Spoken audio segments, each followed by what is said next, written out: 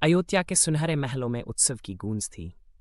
राम और सीता लंका विजय के बाद अपने लोगों के स्वागत से सिंहासन पर विराजमान हुए। पुष्प वर्षा हो रही थी, भक्ति के गीत गूंज रहे थे। यह वह पल था जब सभी ने सोचा कि अब केवल शांति और प्रेम का राज होगा। परंतु भाग्य के पास कुछ और ही योजना थी। धीरे धीरे अयोध्या की गलियों में फुसफुसाहट शुरू हुई। क्या सीता वास्तव में पवित्र हैं? कुछ नागरिकों ने सवाल उठाया। उनकी आंखों में संदेह था, मन में अशांति। राम के प्रति पूर्ण समर्पण के बावजूद सीता के चरित्र पर उंगलियां उठने लगीं। यह कटु सत्य था कि लोकमानस अब बदल चुका था। राम महल की बालकनी में अकेले खड़े थे।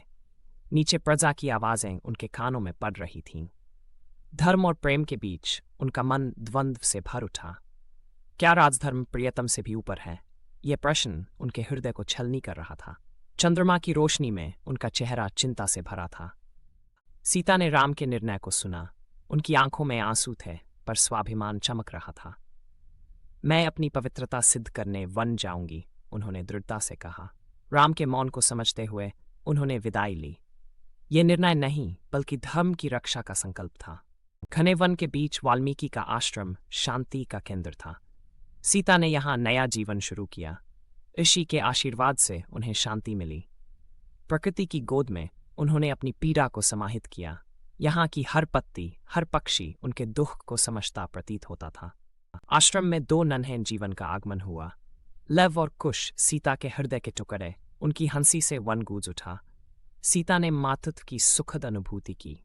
ये वह पल था जब उन्हें लगा कि जीवन ने उन्हें फिर से स्वीकार कर लिया है। परंतु नियति को कुछ और ही मंजूर था। अयोध्या में राम का हृदय सीता के वियोग में तड़प रहा था। अश्वमेध यज्ञ के लिए घोड़ा छोड़ा गया। जब लवकुश ने घोड़ा रोका तो राम को अपने पुत्रों का पता चला। उनकी आंखों में पश्चाताप के आंसू थे। क्या यह मिलन का समय था? पर सीता ने तय कर लिया था। सभा में सीता फिर खड़ी हुईं। मैं अपनी पवित्रता सिद्ध करती हूं, उन्होंने दृढ़ता से कहा।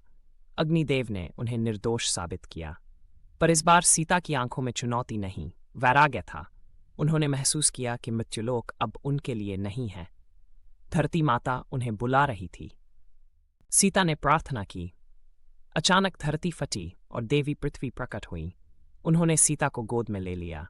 राम की पुकार व्यर्थ रही। यह कोई अंत नहीं, बल्कि एक दिव्य योजना का पूर्ण होना था।